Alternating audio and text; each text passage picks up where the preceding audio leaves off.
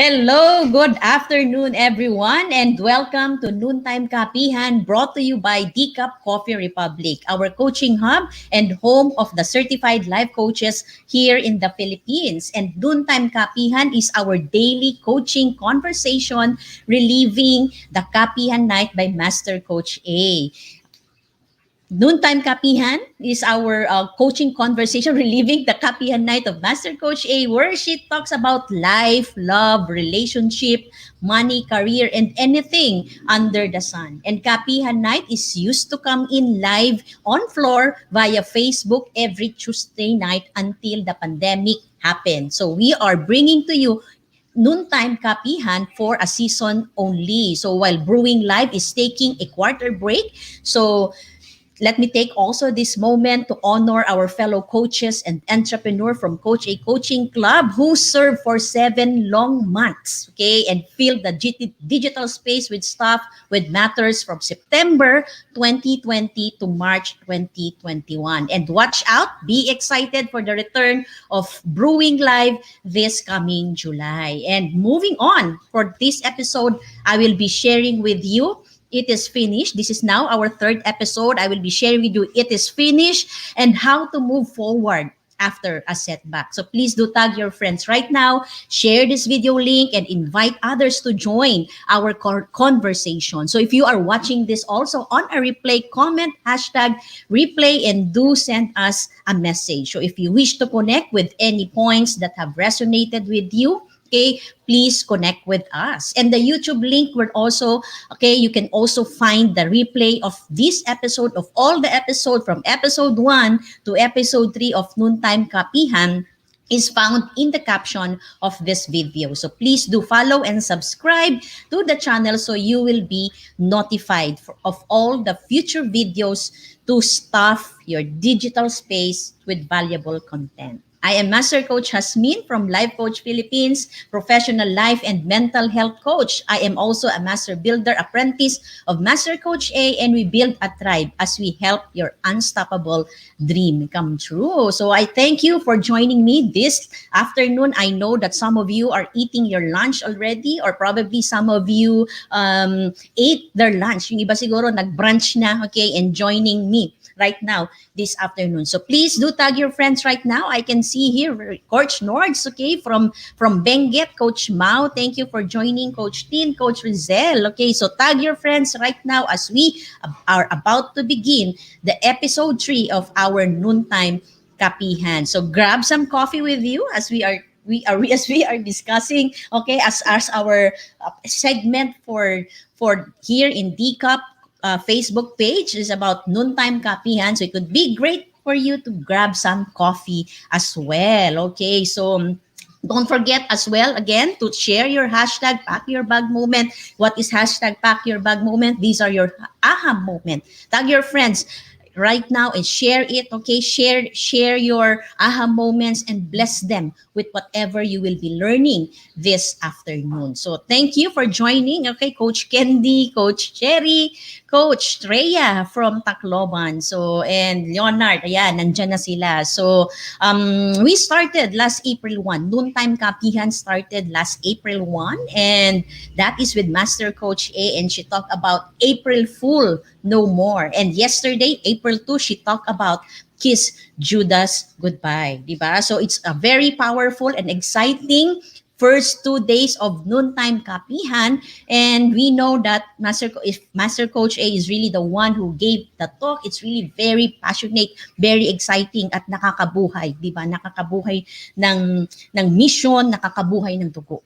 So stay tuned for today as we talk about again, it is finished and how do we move forward after a setback. So sit back and relax right now and learn this afternoon as we talk about how do you move forward. So my question for each and everyone today is how do you deal with a personal or professional setback?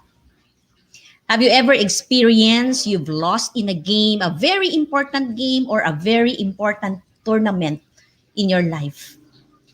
Have you ever experienced that you didn't get that promotion, the most awaited, that promotion na matagal mong iniintay, pero hindi siya napunta sa'yo? Okay? Have you recently lost a job, or your business is struggling?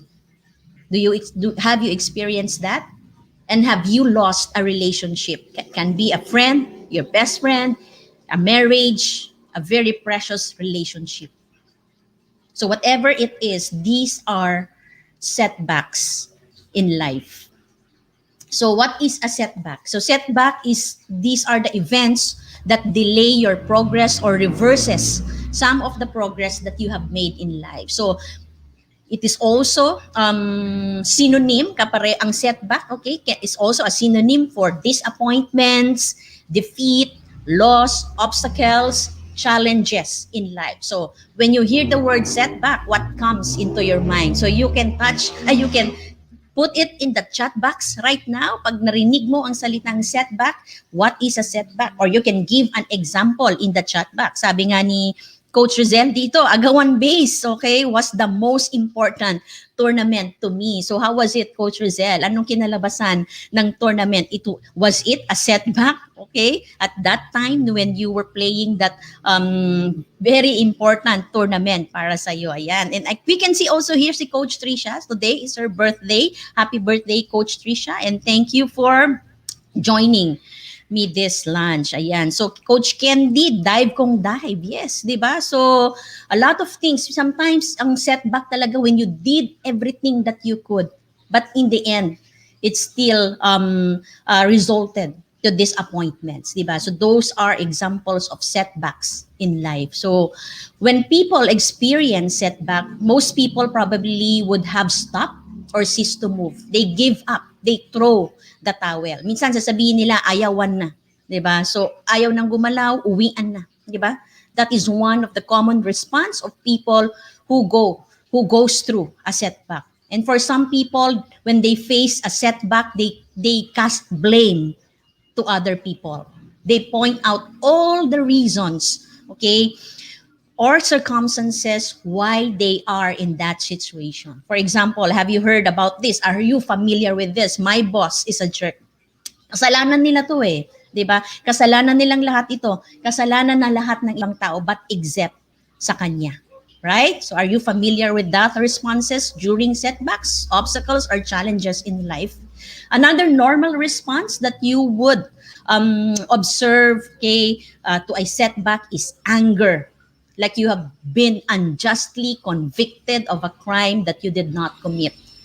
Okay, a person who experienced that, di ba, sasabihin niya, I am the victim here.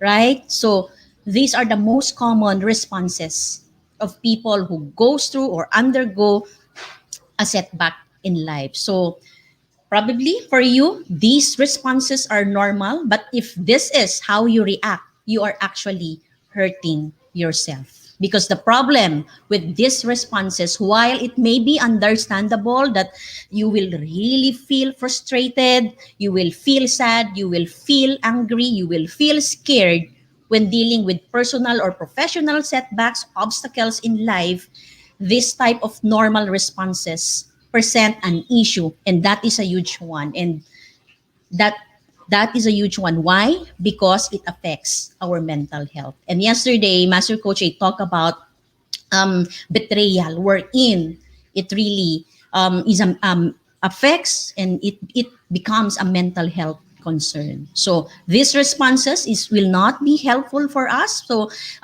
if we react on this one, we are actually hurting ourselves. Okay, so let me read some just comment. Hihinga lang muna tayo, okay, before we proceed. Sabi ni Rafi, Coach Rafi, incoming coach, setback is a setup for a comeback. Exactly, Coach Rafi. And that is the theme that we are going to talk about this afternoon. Okay, so let me just read to you, okay, a comment, an article from fastcompany.com. Sabi niya dito, a 2010 University of Miami study found that people in depressed states who aren't able to get over obstacles or setbacks in their lives were more likely to ruminate. Okay, when you say ruminate, think deeply on their troubles. So they become caught up in their despair, like a dust in a tornado. Have you seen a tornado? Di ba? Yung mga alikabok sa tornado wherein they just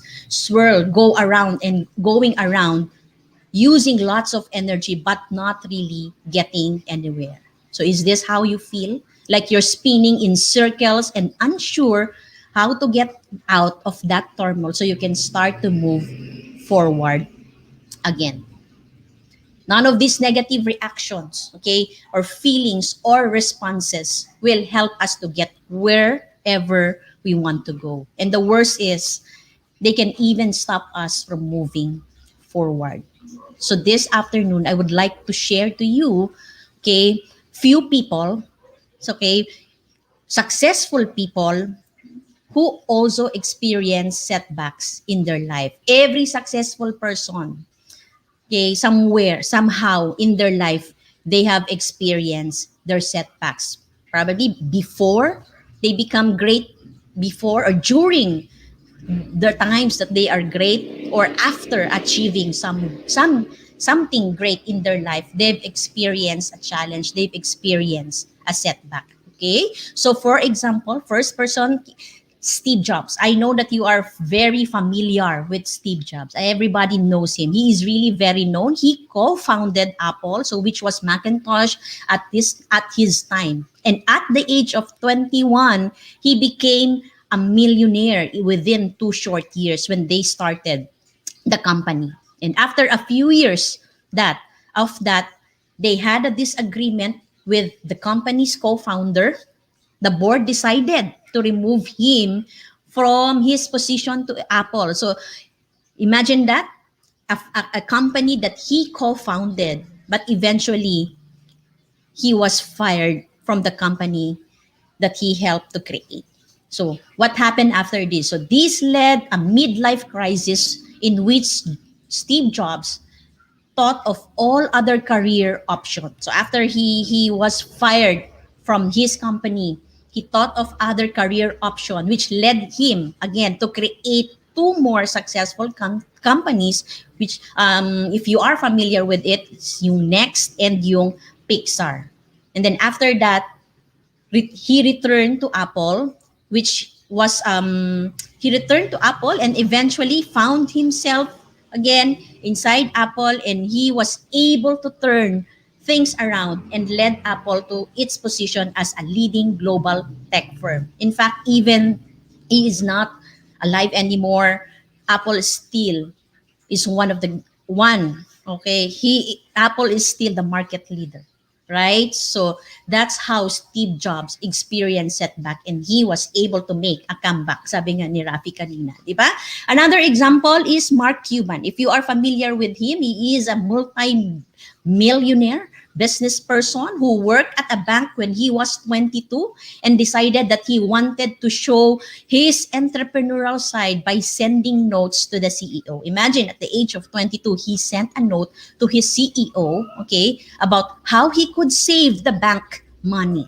He is a banker. So sumulat siya sa CEO niya and he asked the CEO that I know how we can save money, okay? And even taking this up, okay, to write to their company newsletter. Okay, although he thought he was doing the good thing, but yung boss ni Cuban didn't quite feel the same. So he called him, okay, and the boss told him that his idea is wrong. So Cuban ultimately left the job and moved in with friends where he slept on the floor while working on as a bartender. That is what happened to Mark Cuban. And sometime after that, he was hired by a PC software company and he earned a good salary and commission until he got fired again. So another setback in his life.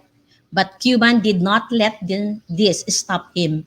And now he owns a lot of company. Landmark Theaters, Magnolia Pictures, the Dallas Mavericks, and many other companies.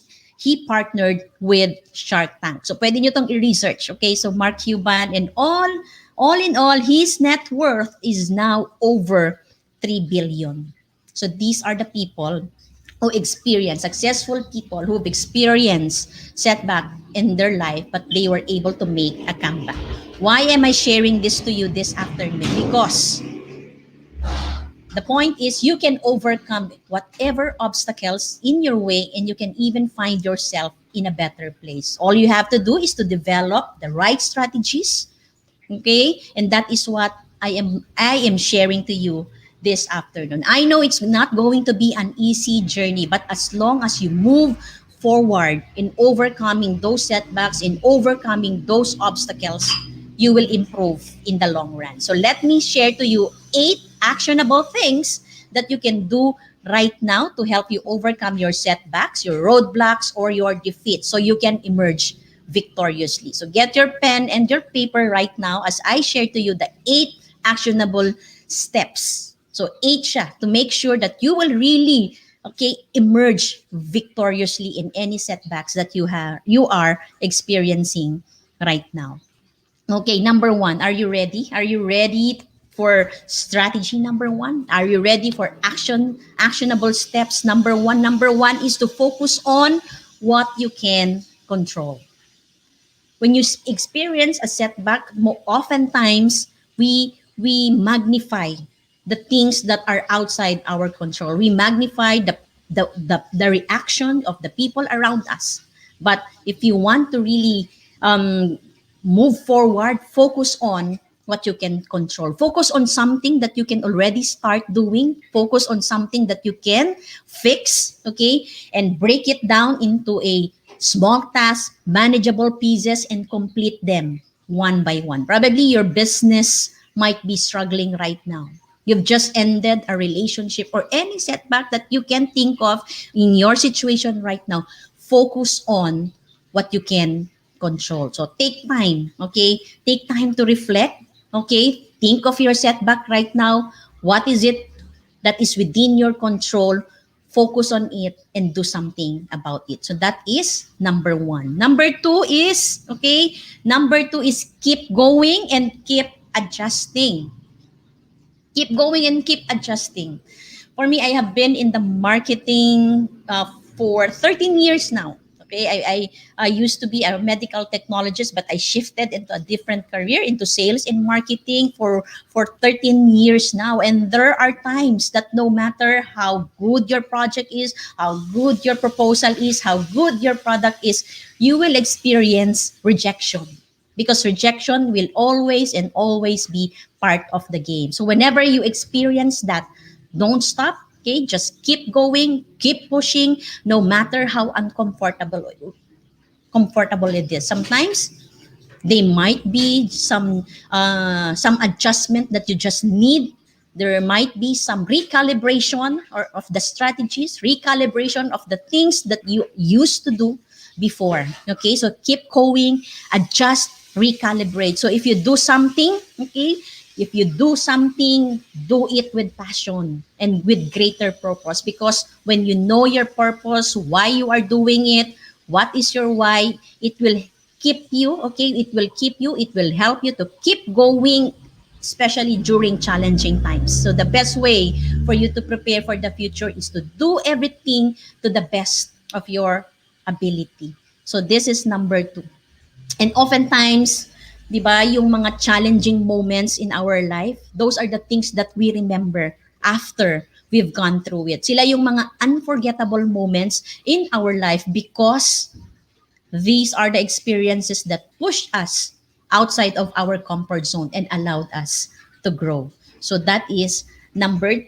Okay, so let me just read some comments. So let's just pause for a break and let me just read some comments here. Sabi nga ni Master Coach A here is setback is temporary. Exactly. So temporary siya. So it doesn't mean that when we experience that, we need to stop and everything around us, or everything, our world is stopped. Okay, so Coach Rhea, sabi niya dito, magnification is one of the example of a dysfunctional thought that will not help one to move forward. Exactly. That's why we need, number 1, to focus on what we can control. So, do something with a greater purpose. Tama, Coach Rezzhel, di ba? So, sometimes when you don't really um, do things greater than yourself, okay, it is easy to give up when we experience a setback. So breakthrough, sabi ni Coach Lee, and there is breaking before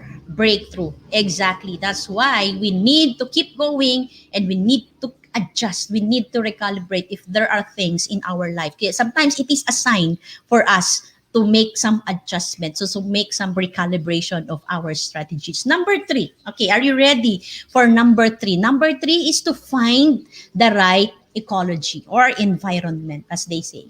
Okay, I remember before almost 3 years ago, that is also April, I was recovering from rejection from the people around me for the longest time, people that I have been with, worked with, okay? And that was the time wherein I found life coaching community and Decap Coffee Republic, the home of certified life coaches. And at that time, that ecology played a very important role in my healing because of the ecology. So find the right ecology. When you are experiencing a setback, a challenge, an obstacle in your life, it really helps for you to find the right ecology.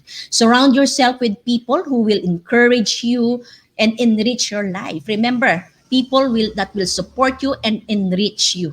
Okay? People that will help you make it through the next chapter of your life. So remember, during this time of setback, do not isolate, seek help, seek support, and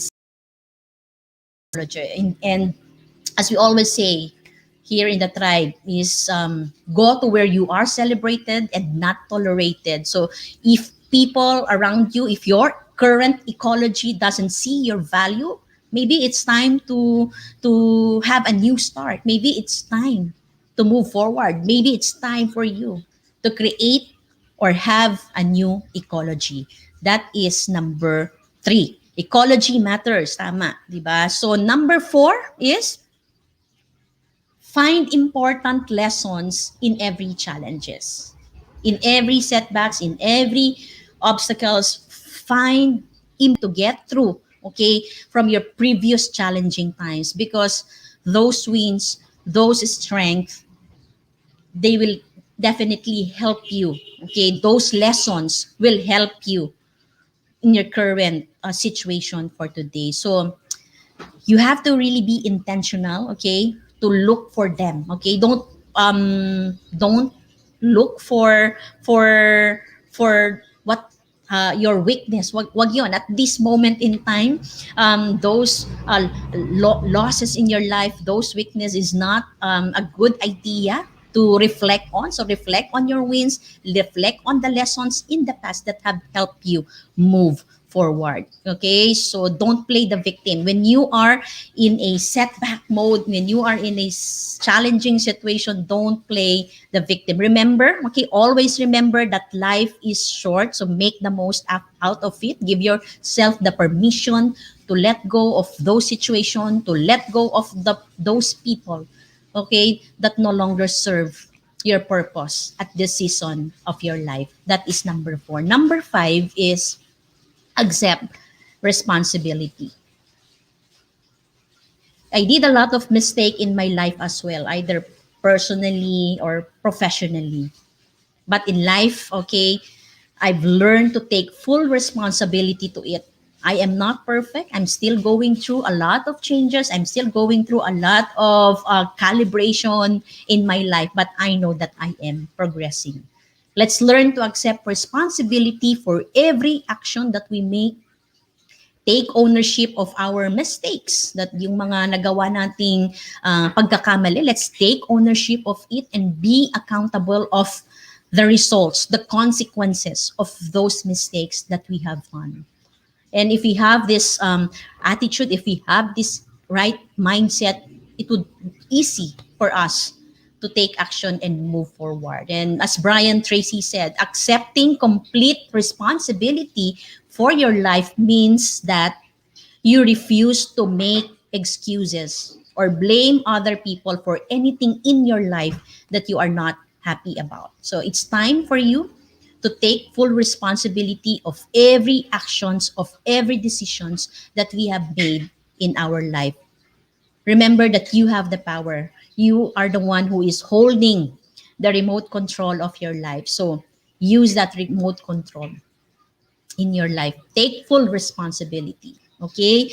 Number 6 is don't make failure as an option. No matter how tough the situation is, kahit gaano siya kalaki, kahit gaano siya kabigat, okay, failure is never, never, never an option. No matter what, okay? The worst situation may come in your life right now, but failure is never an option. You may have to fight the battle more than once, more than twice, thrice, or 10 times, or 100 times. You may have to fight that battle more than 100 times. But never allow failure to be your option. Never allow failure to eat you. Over the years, I've learned, and as a life coach, I've learned that there is no substitute for a change of mindset. So we need to look at situation in a different perspective. And as always, failure is never part of the equation. As Thomas Edison said, many of life's failure are people who did not realize how close they were to success when they gave up. So keep going, keep pushing, and don't throw the towel yet. So you might never know, baka isang try na lang nandiyan na yung sagot. Baka isang ulit na lang, 'di ba? Success is already there. So don't throw the towel, and don't make failure as an option. Number 7, if you want to move forward from your setback, keep showing up and help other people. So if you are experiencing hard times, showing up and adding value, creating massive impact is something that will help you to move forward. So over deliver in everything that you do, over deliver in your relationship, over deliver in your business, over deliver in your personal affairs, di ba? One day you will reach that point wherein you will focus more on what is ahead rather than looking at the past, looking at the things that are behind you. So keep showing up, keep adding value, keep creating massive impact, and help other people as well to reach their goals. So eventually, when you do this, you will feel that you will no longer need to compare yourself or measure your success or measure your opportunities against your past mistakes. So always remember, your future is always full of limitless potential. So number 7, keep showing up and help other people. Number 8, lastly, number 8, have faith and take action. As the scripture says, faith without action is dead. So yes, it's one thing for us to have faith, but it's another thing for us to take action. In all setbacks I've experienced in life, it is always faith which allowed me to overcome those obstacles and taking action. Faith will require us to trust God in everything. Okay, it will allow us to trust the process. It will allow us to understand the situation. Some maybe right now you may not understand why is it happening, or when will this end.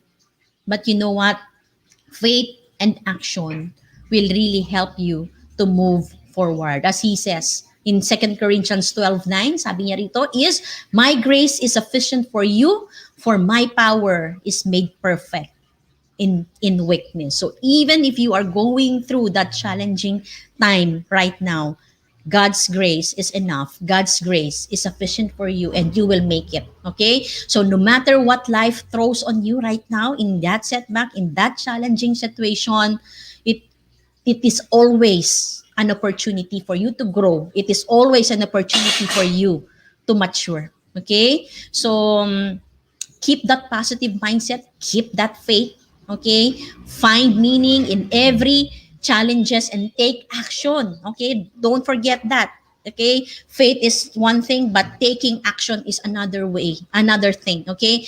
Take action, and eventually things will go your way, di ba? And let me just read.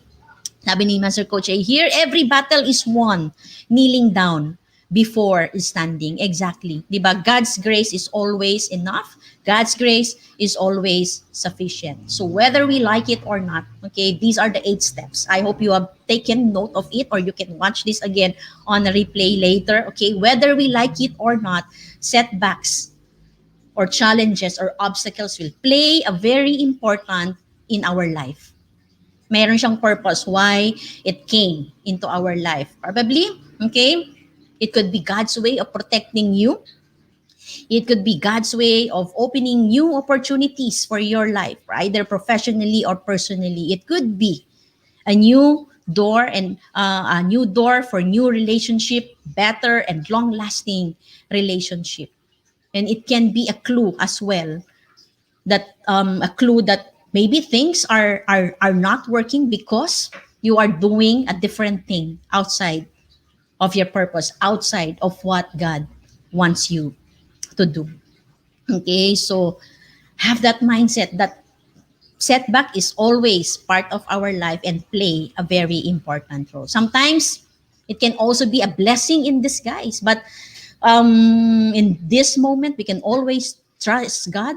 And maybe the enemy, okay, the enemy may meant it for evil, but God can always turn it for our good. Nothing is wasted. Every experiences in our life, including setbacks, are important for our growth, are important for our maturity, no matter how challenging it is. Remember that God's grace is always available and that God's grace is always sufficient for us. You have your family to lean on, you have your friends with you through thick and thin, and sometimes ito nga yung defining moment, 'di ba?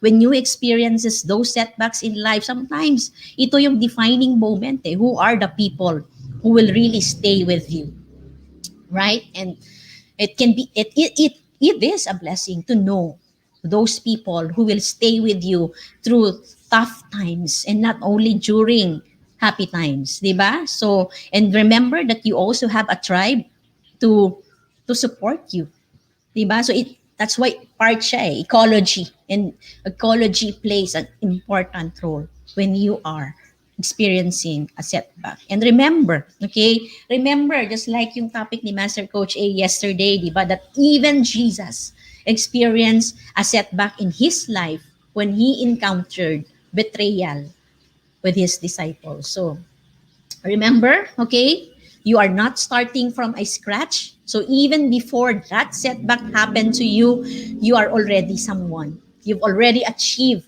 something. So my question to you this afternoon, take some time to reflect on it.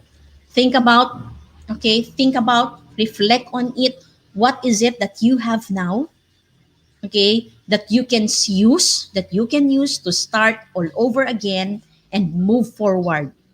And once you have think about it, okay, what will be your next step?